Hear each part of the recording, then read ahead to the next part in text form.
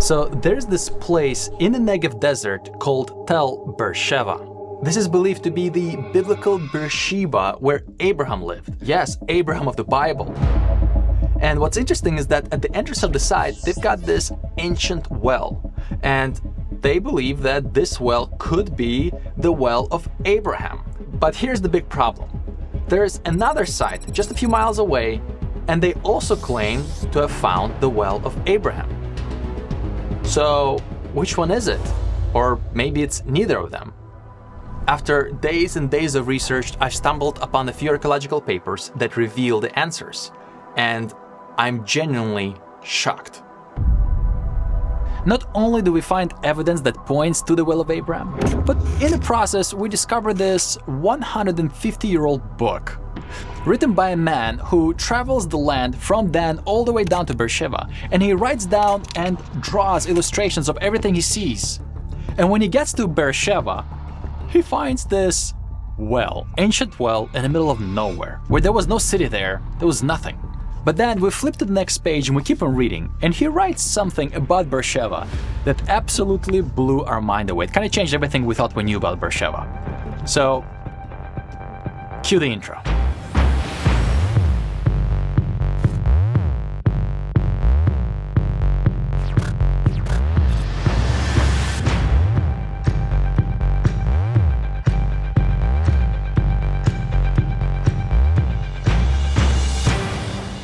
We start our journey in Israel's Negev desert. Unlike any other videos that we've done in Jerusalem and north of Israel, this region looks quite different. It's all parched and dry. But in the middle of this desert, there is a large city, Beersheba, or in Hebrew, Beersheba, and it's considered to be the capital of this desert. And just a few miles east of it is our destination, the famous archaeological site Tel Beersheba. This is it? This is so exciting. Wow. Okay. Wonderful. Wow. Look at this. There's entrance. This is the officially recognized site of the biblical city of Beersheba. It is a gigantic tell, covering a total area of 45 acres and elevated 20 meters or 65 feet above the surrounding area. This is a big place. You need a map to find your way around. After ascending 65 feet on the ramp, we will enter the site through the ancient city gate. Oh, this is the city gate. Look at this pathway. Wow. The significance of what had been discovered here is immense. In fact, UNESCO, an agency of the United Nations, has recognized this park as a World Heritage Site. The excavations began in 1969. Under the leadership of Yohanan Aharoni and then Ze'ev Herzog, the excavations lasted for decades. And the amount of findings and data points that they uncovered was so huge that it took them over 15 years to analyze. The excavation project as a whole took a collective 42,900 workdays, as they uncovered nearly 16,000 baskets of earth filled with tens of thousands of ancient artifacts. Okay, so the amount of data they've collected is so enormous that they had to write their own computer software called Beer 7 just to process it all. And when they were done, they released this final excavation report. 1,509 pages long. No, I'm not kidding, it really is. 3 volumes, 37 chapters, and 1,509 pages long. And just for comparison, if we print the Bible on the same format, in the same font size, we would get 1,200 pages for the entire Bible. Yes, this report is larger than the Bible. There is a lot of information here. I mean, they spent decades preparing this, and it is absolutely incredible. But to save you on 42 hours of reading this report, we're just going to present the highlights. Specifically those pertaining to the questions, did Abraham really live here? And did he dig a well of oath 4,000 years ago in this place? So, without any further ado, let's dig in. This site is divided into 5 quarters, each showcasing unique and fascinating ancient artifacts.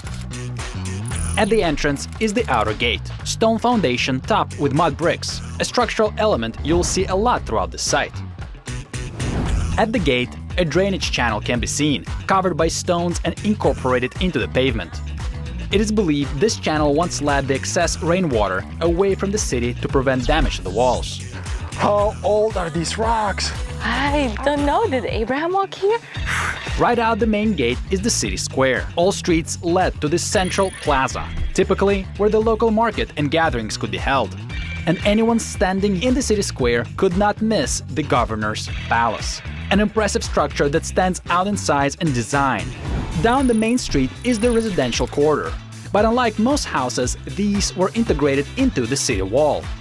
I'm just trying to wrap my head around this place. It is first time and so excitement, a lot of questions. And to support all the people in the city, food was stored in a gigantic storehouse, a 600 square meter complex. And they have like remains of pillars here. Wow! And water? Well, provided by an ingenious water system, an enormous water reservoir that they dug 17 meters underground. How many places can you be walking and finding ancient pottery right under your feet? Look at this. Look. You can actually see the rim.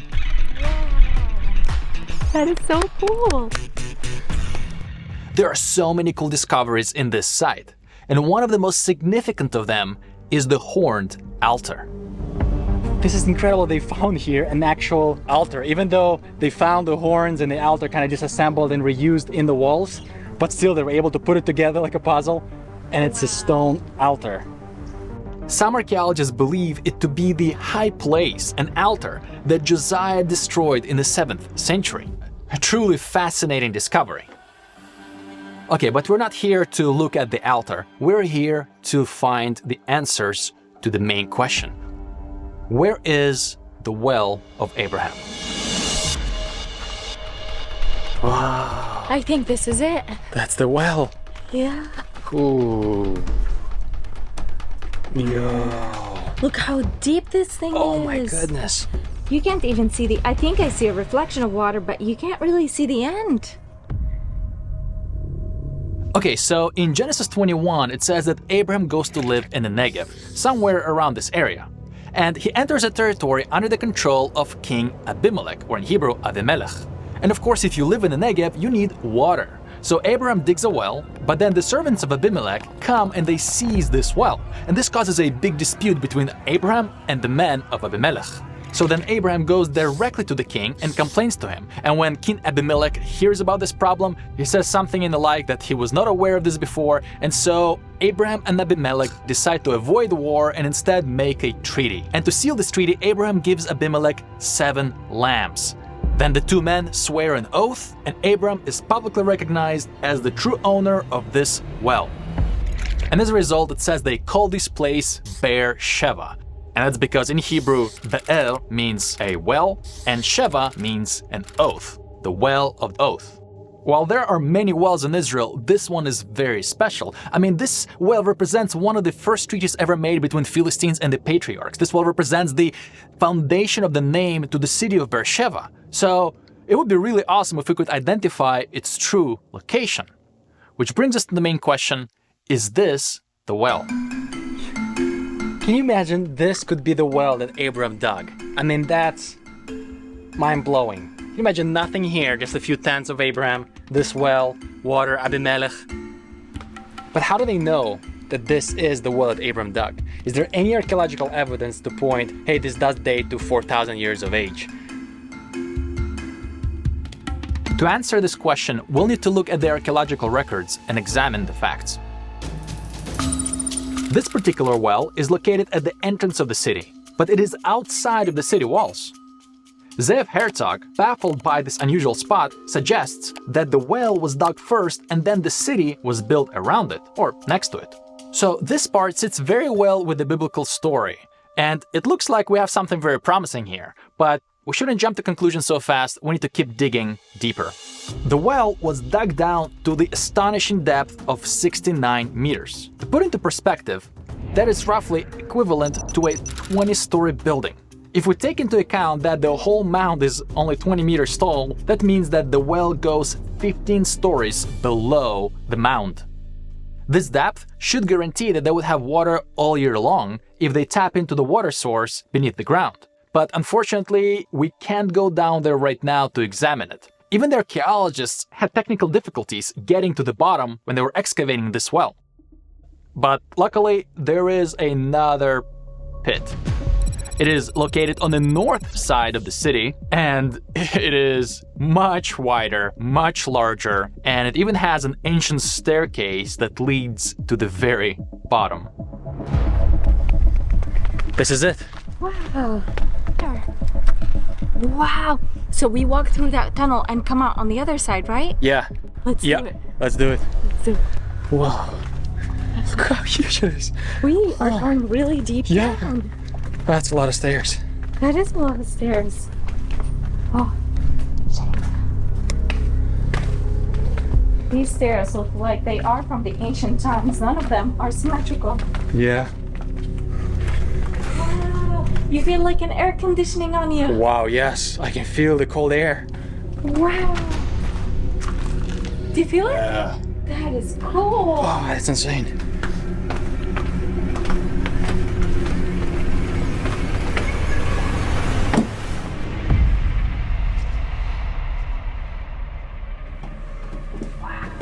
Oh, big girl. Spiders.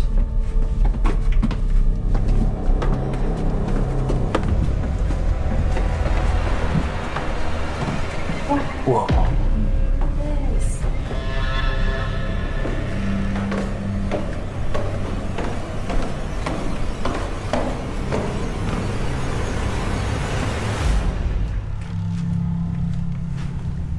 This is one of the most impressive things I've ever seen. There are literally water reservoirs in every corner. They've chiseled so much of the mountain and they've done this snake path, continually descending lower and lower. Wow. Now, this shaft and water reservoir is not as old and not as deep as the well. And it seems like they did not need to dig much deeper because they reached a level where the floodwaters from the nearby stream could flood in and fill the reservoir. Which is kind of hard to believe because we're in the middle of a desert. What water stream? I mean, it's all dry here. Okay, this was fascinating. Let's go now. Take a look at that stream, the Hebron River, because that's where Abram could have fetched the water into the wells, and that's where it pulls in the water from. But to our surprise, we found out that there is actually a water stream that is still here to this day. Now, if we can find it, this would be awesome because that would put another piece into this puzzle. There it is. The river is down there, but we need to make a U-turn, cross the road, and then somehow go down there. Looking at the satellite map, we noticed that the stream is literally a few yards away. But to get there, we'll have to take this off-road and drive through some sketchy terrain. Sure. Yeah, I think this is the road that goes down. That doesn't look kosher to me. You can drive right under that thing, my goodness. Oh my goodness. I don't think I've ever driven under a electricity pole ever before in my life. That's a first. But I see a wall. That looks ancient down there. Whoa, you are right. Driving through this area is a little bit embarrassing. There's so much trash, so much dirt. But then I thought, the people who live here, the Bedouins of the area, they live in such conditions where they're just thinking, how can we survive? And not how can we keep the ecological system clean? And maybe if we were in their shoes, we would have been the same way. It's just a different mindset, and it's easy to judge by just looking at the trash, but I think it requires a bit more of a study of why this is here, and maybe how can we help the people. I see the water. Let's go take a look. Whoa. Wow. No way. How? We're in the middle of August. It's scorching heat outside, and there's still flowing water in the desert. This explains how the wells fill up with water, because there is a water source in this very desert. Magnificent. And it's green down there. That is one of the most contaminated rivers I've ever seen. Look at all the algae. I mean, the algae tells you that the water is very, very dirty. You can see all the foaming. It's foaming up over there. All the algae and growth. Yet nonetheless, the river is still here. Okay, so we have an ancient city, we have an ancient well, and we have a water source. But is this the well of Abraham? According to Tel Beersheba brochure, some scholars suggest that it may very well be. And while all of this sounds very promising, there's this just one giant elephant-sized problem that we cannot overlook. This whole site dates only as far back as the 12th century BC. So when you dig a site like this, at the top you usually find artifacts that are more modern. The lower you go, the deeper you dig down, the older the artifacts become. And so they dug really deep in the site for many years. And it's interesting that the earliest they got to is 12th century BC. 12th century BC is like 800 years after Abraham walked the earth. Something doesn't add up. Let's read this again. So they dug the site to the very bottom, literally to bedrock, and the oldest artifacts they found dated to the year 1250 BC, which is several hundred years after the latest date scholars proposed for Abraham. This is a big problem. Yes, according to the report, there were some artifacts dating way back before time of Abraham. But those were just a few sherds, a few pottery vessels, nothing substantial to constitute a habitation. In fact, Zeev Herzog concludes that there is no evidence whatever of any earlier habitation at Tel Beersheba. Okay, but what about the well? Does all this mean that this well was also built 800 years after Abraham? When it comes to the well, in one of the archaeological reports, they say that the original date of the well was difficult to determine. But circumstantial evidence suggests that it was dug no earlier than the 12th century BC. Once again, this too almost a millennia after Abraham. So, how can they claim this to be the well of Abraham or the biblical Beersheba?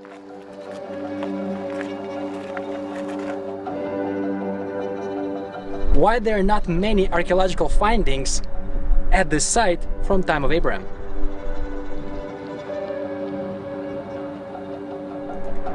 Did Abraham really dwell here? And why is there a disconnection? The answer to this you might find even more shocking. Zeev Herzog, in an attempt to reconcile these contradictions, sided with Yohanan Aharoni, who offered an alternative explanation suggesting to move the patriarchal age forward to the 13th or the 12th century BC. What they're basically saying is, let's forget the traditional dating of Abraham's life, which is heavily based on the Bible that says he lived about 4,000 years ago, and assume that he lived about 700 to 800 years after that. To be fair, they didn't say this with 100% certainty, they just said that they inclined to this theory. But there is another explanation, one that is more shocking than anything else we've discovered here today. And it comes from this very old book, written in the mid-1800s. And what we found here changes everything we thought we knew about Beersheba.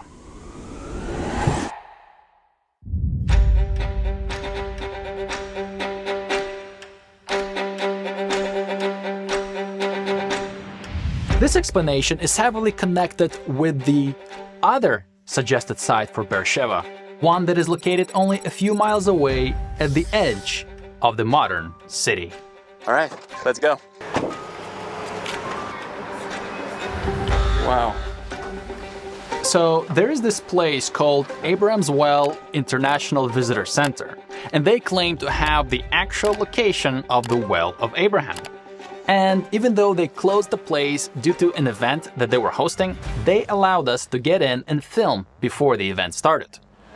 Thank you so much. All right. Well, Wow. That is so cool. I mean, do you see the chiseled stones out there? Wow. I can't believe they let us in. Wow, this is unbelievable. Look at this. Okay, it's time for the crown jewel. This is the work of a man named William M. Thompson. It's titled The Land and the Book, and it holds a piece of information that I believe will solve our case. The year 1857. Dr. Thompson, alongside his fellow travelers, journey to the Middle East. Their purpose? Compile world's best archaeological survey of the Holy Land. He actually made a record of how many people lived here at the time, and it's mind-boggling how sparse the population was back then compared to now. It was kind of the perfect time to see the ruins before they were disturbed by the influx of all the people and the modern urbanization. The execution plan? Travel from Dan to Beersheba and using a scientific method, write down a detailed record of the findings. So on page 297, Thompson compiles a record of his colleagues as they travel to Beersheba. And he writes that when his colleague, Dr. Robinson, arrives to Beersheba, he finds 2 deep wells and a few local Bedouins that tell them that the name of this place is Bir Saba, which is an Arabic version of the Hebrew words, the well of the oath. This is the well. This is the well that he saw when they got there.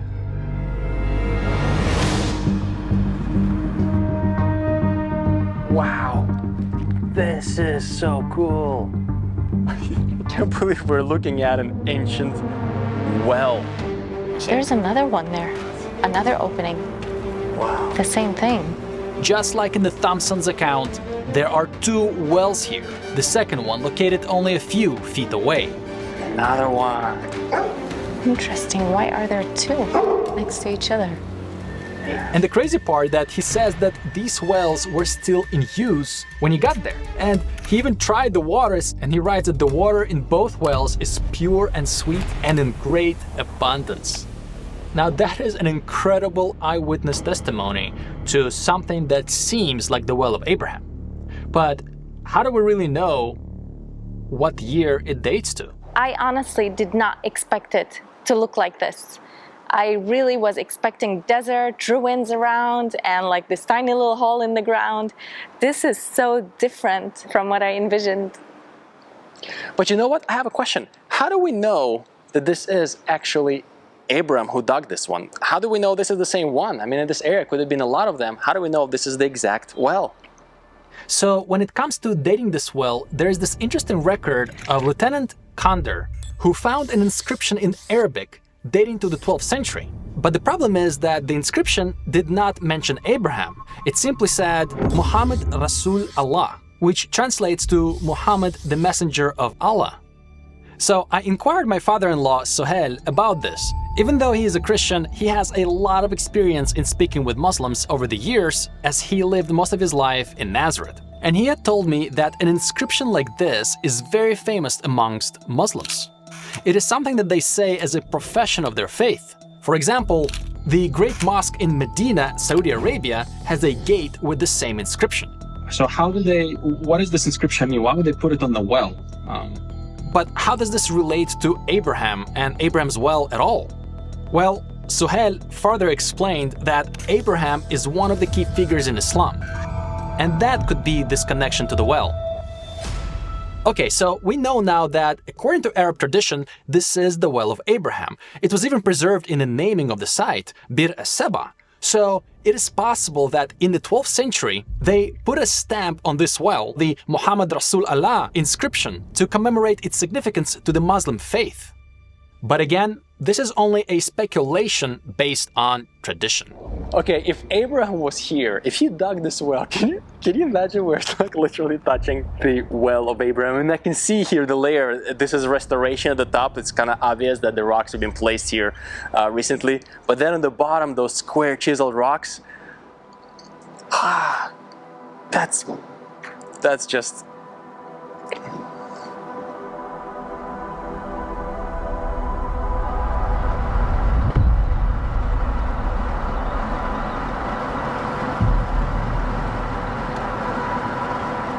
This well kind of seems like couple miles away from the Tel. Why would it be that way? That's actually a very good question, because you'd want to live by your source of water, right? You don't want to live far away from it. And this kind of brings us to this big problem. If this is the well of Beersheba, then what is this other site? The first place we've been to today, the Tel Beersheba. Well, that's the shocking part. Apparently, originally it was not identified as Beersheba at all. When Lieutenant Konder got to the area, he found two sites, the mound at the top and the two wells. That's the second site we went to. And to our surprise, he says the locals call this mound Tel Sheba, not Tel Beersheba. And he says that this Tel is an entirely different city. The city of Sheva mentioned in Joshua 19, which he says it is a neighboring city to Beersheba. And then he goes on to add that the biblical Beersheba is where the wells of Abraham are.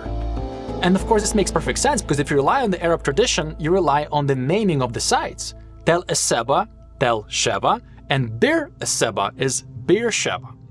And this wasn't just Konder's opinion. Pretty much any other surveyor and archaeologist who came to the area at that time, like Dr. Robinson and Dr. Smith, reached the exact same conclusion. The wells of Abraham is where the biblical Beersheba is at. When Rhoda and I found this out, we were pretty shocked, because who and why would rename this site from Tel Sheba to Tel Beersheba? Because that's really confusing. I mean, we even have British records from 1917, when the British were fighting for Beersheba. They referred to this mound as Tel Sheba, still by its local Arab tradition. So why rename the site from Tel Sheba to Tel Beersheba, especially that we already have Beersheba right next to it? Unfortunately, we could not find the reason as to why it was renamed. But what we are finding is that more and more modern archaeologists are catching on to this. Like Professor Volkmar Fritz, who says, obviously, biblical Beersheba was situated in the area of the old city of Beersheba, not 4 miles to the east. Indeed, there is every reason to reject the identification of the Tel with biblical Beersheba in light of the Kirbet, the ruins under the old city. And he finishes with the point, indeed, all the evidence points to a location of ancient Beersheba in the area of the present-day Old City. That's quite shocking. But somebody could say, hey, Professor Fritz is writing this in 1993. Obviously, since then we have more evidence and maybe something new came to light, and they would be right, because just last year, a paper came out by Daniel Varga and Svetlana Chalis, whose entire paper focuses on the vast amount of archaeological data collected from the underground of the modern-day city of Beersheba, and not the Tel. So, if Tel Beersheba is not the biblical Beersheba, what is it then? Well, Konder and Thompson suggest it is the other city mentioned in Joshua 19, the Sheba. But there are many scholars and theologians like Charlie Garrett who suggest this is the same city as Beersheba, it's just the name of the well is Sheba. If you're confused, welcome to the club, because that's what we've been going through for the past 3 months, trying to get to the bottom of this. Why is it so difficult to find conclusive evidence that will unravel this spaghetti? It's like there's this void of archaeological data from the Bronze Age, from the time of Abraham.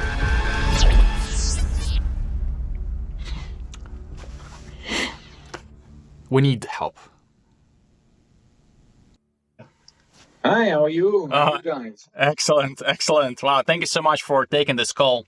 Yeah, no problem. So it's been I've been in a rabbit hole trying to find the information about Beersheba. So we have presented this problem to Dr. Achia Cohen-Tavor, a renowned archaeologist whom we met at the El Araj archaeological dig. And here's what he said. Can we think of Abraham as an archaeological figure? Herod the Great, he definitely built, right? David, did he build? Did he not build? Abraham, what did Abraham build? He built tents. 3,500 years ago, something like that. He built tents. What would you find from a tent after such a long time? So the fact that actually we're not finding a city there from that time, if anything, that matches the biblical story, biblical account. Yes. So what is the conclusion here? Can we with certainty and confidence say that the Tel Beersheba, this national park, has been misidentified for 30 years? Absolutely not. After thousands of pages and 3 months of research, the only thing I can say with certainty is that I'm no longer certain. Put in mind that, Robinson had no clue about dating stuff. There's no way to know this is from Abraham times, this is Byzantine or whatever. Those are very initial investigation, which gives a lot of data, a lot of things to think about, but you need to give it a background of current research, yes.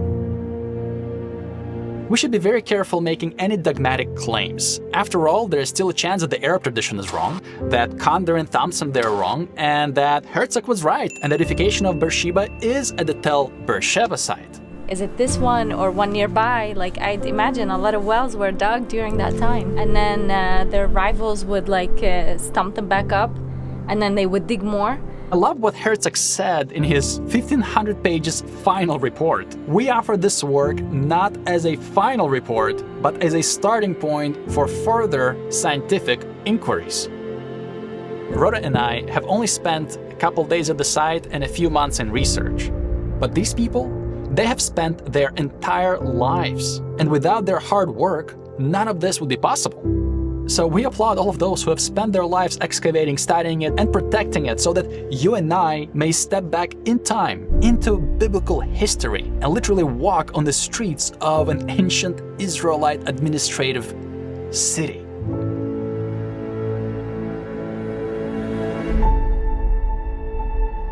Maybe Abraham was not here, but David and Solomon certainly could have. Oh, wow. Did you enjoy this place? It's meaningful. It's very meaningful. In the end, Tel Beersheba is still one of the most fascinating sites in the entire world. It's like being in the Galilee, in the places where Jesus was, meaningful, and it's meaningful in that way here too. It's so special. Whether it is Beersheba or not, it still gives us an amazing glimpse into the Israelite kingdom. And I just remember all the stories of the Bible about Abraham, the forefather of faith. This is how it works. These are the problems we face daily in our profession. Wow. I have all the more respect to what you do. And I'm thinking my head is breaking after a few months of research. I can't imagine you do this for your entire life on certain sites. Where I love it. Life. That's awesome.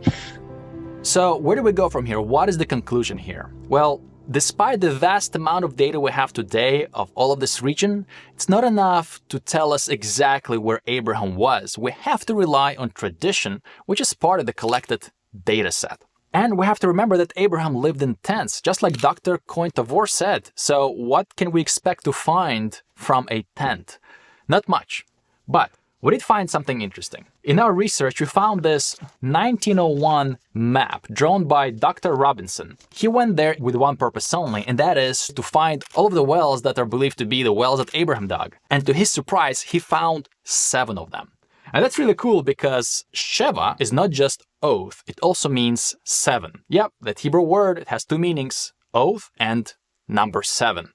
And he found 7 wells. But it's something that is completely outside the scope of this video because this video is already getting very long. So we're gonna end it here. But if you would like us to go back to Beersheba and try and find those 7 wells, that would be really cool because today they only have 3 known wells. The 2 of them you've seen today. There's another one that people say somewhere out there. Some people found it, but nobody knows where it is. So we couldn't find it either. But now we have this map, leading not just to that extra well, but to all 7 of them. And Dr. Robinson describes one of them that hasn't even been revealed. It was under bushes. So that's very, very interesting.